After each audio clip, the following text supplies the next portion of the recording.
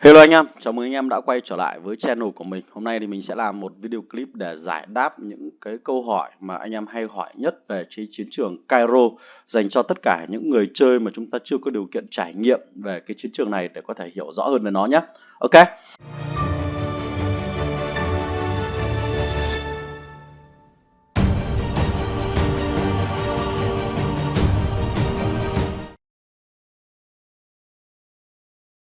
Rồi, cái câu hỏi đầu tiên đấy chính là các cái công trình dầu sa mạc mới xuất hiện ở trên Cairo này nó có thể được tận dụng để làm lãnh thổ pháp lý không?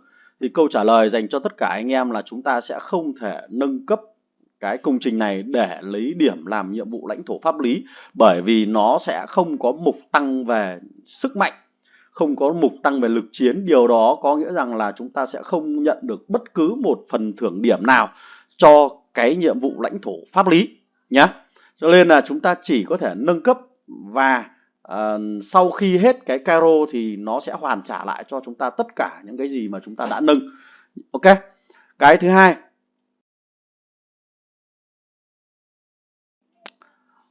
câu hỏi thứ hai là cái mục nghiên cứu mới ở trong phần nghiên cứu này chính là công trình bản đồ này, nó cũng có thể tăng lực chiến và tận dụng để làm nhiệm vụ lãnh thổ pháp lý không?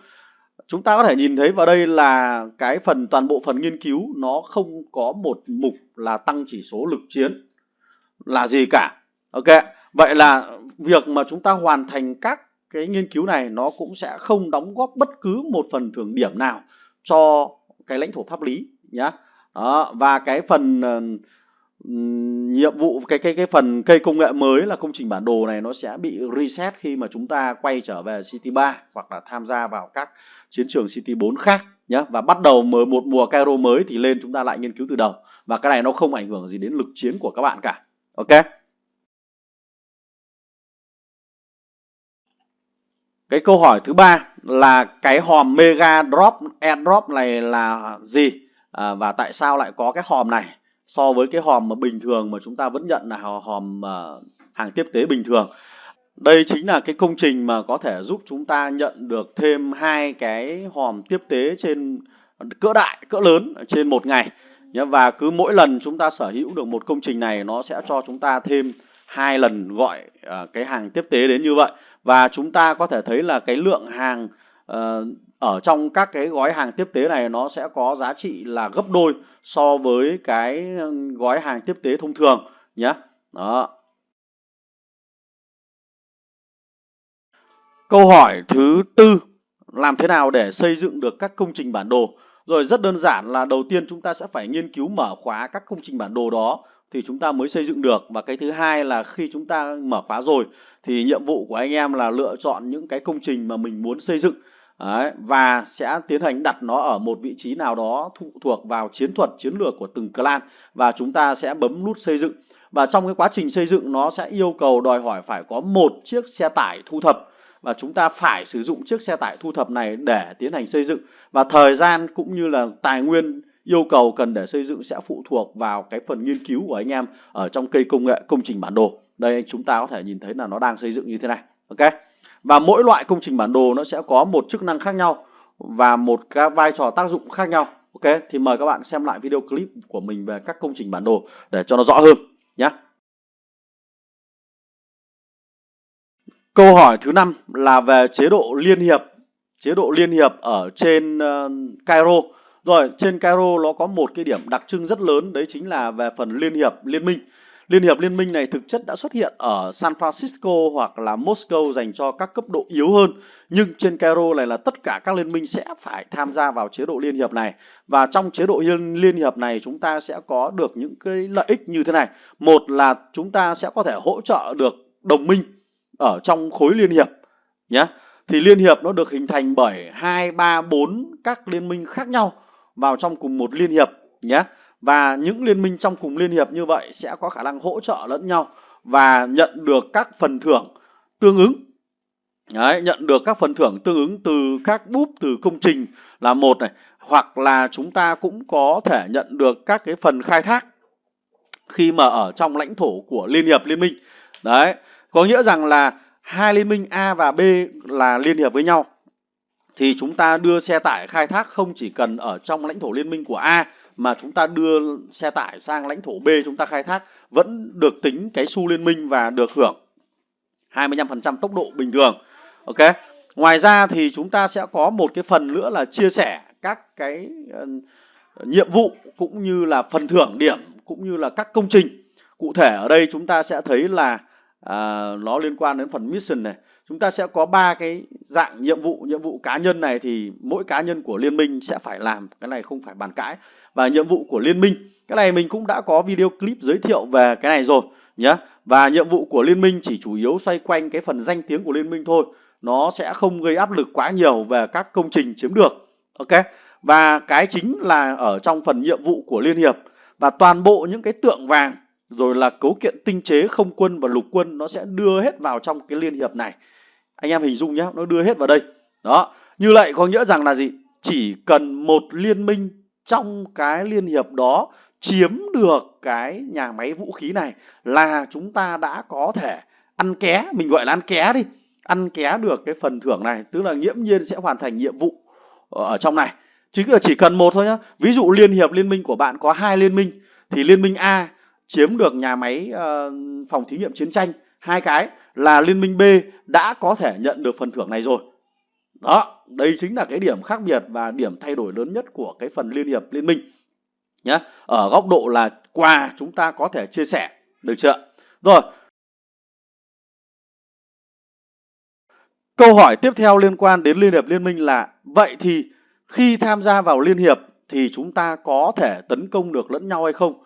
Xin thưa với các bạn là chúng ta có thể giải trừ đồng minh để tham gia, để có thể tấn công được lẫn nhau. Và cái này nó không phụ thuộc vào việc là chúng ta đang ở trong liên hiệp hay như thế nào. Cái liên hiệp này nó chỉ chia sẻ quà và mặc định là đồng minh với nhau. Đó, và chúng ta có thể bãi bỏ cái khả năng đồng minh này để tiến hành là kẻ thù của nhau để tấn công. Minh chứng cho các bạn ở đây là chúng ta sẽ thấy cái liên minh enemy.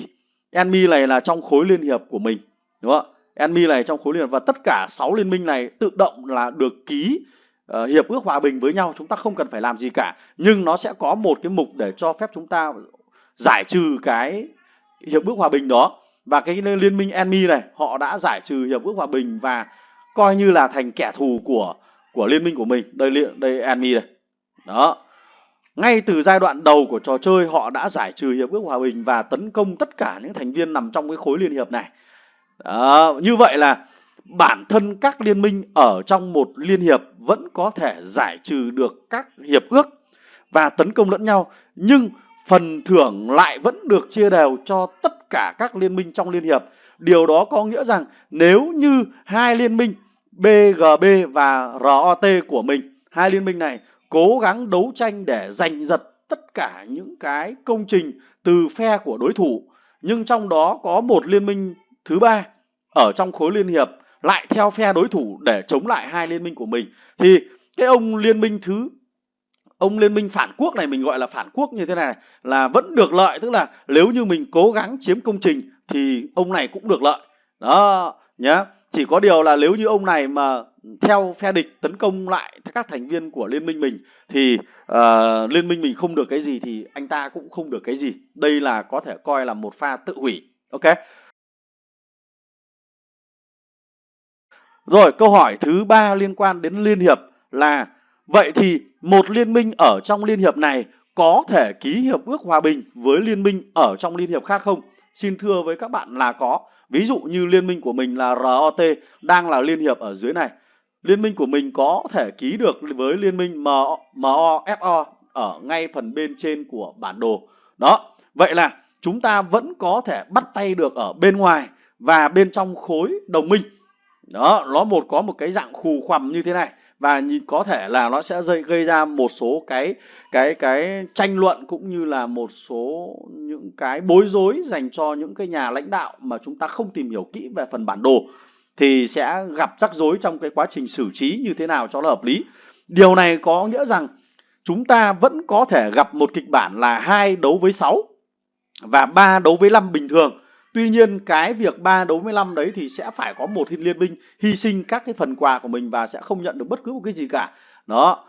gọi là một pha tự hủy nhé. Nhưng mình nghĩ rằng là khi mà liên quan đến cái phần cấu kiện tinh chế thì không có một liên minh nào tự hủy một cách như vậy. Có nghĩa rằng chúng ta sẽ phải bỏ qua những ân oán của quá khứ để có thể bắt tay nhau và cùng hướng tới một cái chiến thắng, hoặc ít nhất là đem lại những cái buji dành cho cá nhân của các thành viên trong liên minh của mình.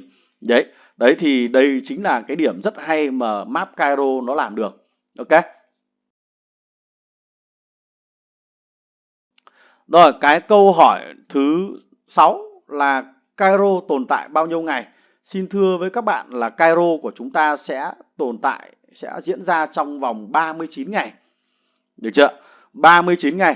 Và trong vòng 39 ngày ấy chúng ta cũng sẽ có một cái nhiệm vụ tác chiến thành thị, và nó theo ngày, và mỗi ngày nó sẽ unlock ra một cái loại công trình cụ thể, cũng như là các cái chức năng thuộc tính của map Cairo cụ thể để chúng ta có thể trải nghiệm. Đó, 39 ngày là một cái con số rất dài so với San Francisco, so với Moscow anh em nhé. Đấy, hai cái chiến trường kia nó chỉ có 26 ngày thôi, nhưng mà Cairo đến tận 39 ngày. Nhưng có một điểm đặc biệt là tính trung bình chia theo ngày thì số lượng tượng vàng cũng như cấu kiện tinh chế nó vẫn bằng cái map San Francisco. Ok, đấy nhá. Đấy là có một cái điểm đặc biệt như vậy, chứ nó cũng không có hơn gì. Ngoài ra thì mình vẫn còn một cái tính năng là Pharaoh Treasure ở đây, mình vẫn chưa biết nó là cái gì cả. Có lẽ nó là ẩn đi thôi. Ok. Rồi, cái câu hỏi tiếp theo là trên Cairo nó có một cái công trình gọi là trại ẩn. Thì cái trại ẩn này nó sẽ cung cấp các món hàng mà được bán bằng vàng. Từ hôm mình lên đến đây mình chưa thấy nó bán bằng tài nguyên, chỉ chủ yếu bán bằng vàng thôi, và nó sẽ có phần giảm giá. Thì có lẽ cái này để các bạn quan tâm thì chúng ta cũng mua những cái gói hàng, những món hàng mà có giảm giá 80% trở lên. Thì cái này nó sẽ được làm mới sau mỗi ngày. Thì chúng ta chiếm càng nhiều cái hidden cam này thì chúng ta sẽ có càng nhiều cái món hàng được gửi đến mỗi ngày, và chúng ta sẽ mua bằng vàng, mà vàng có chăng là sẽ phải tiêu tốn rất là nhiều. Ok. Đấy. Và cái câu hỏi cuối cùng là map Cairo này nó có bao nhiêu vùng, và mỗi vùng hoạt động như thế nào? Rồi, để trả lời câu hỏi này thì có lẽ là chúng ta sẽ phải xem lại cái video clip mà mình đã đăng tải trước đấy. Tuy nhiên thì mình đang để nó ở dạng là membership để anh em, chỉ dành cho những anh em là member của kênh thôi. Còn nếu như bạn muốn biết thì chúng ta có thể để ý tiếp ở phần tiếp theo của clip này, mình sẽ nói nhanh thôi. Tất cả là chúng ta sẽ có 4 vùng cụ thể. Vùng đầu tiên chính là phần zone 1. Toàn bộ tất cả các liên minh sẽ chui vào phần zone 1 này. Và hai liên minh ở hai cạnh nhau sẽ được coi là khối đồng minh, khối hiệp ước với nhau nhé. Hai ông này sẽ nằm trong một cái khối đồng minh gọi là coalition. Chúng ta có một vùng thứ hai gọi là vùng đệm. Vùng đệm này sẽ diễn ra dưới dạng solo 1 vs 1 giữa hai liên minh kề nhau của cái vùng đệm này. Và từ vùng đệm này không thể đi ra ngoài các vùng khác, bởi vì nó bị ngăn cách cái phần safe zone và toàn bộ các phần núi, dãy núi ở đây và con sông, chúng ta không thể đi qua ra được. Đây gọi là vùng đệm.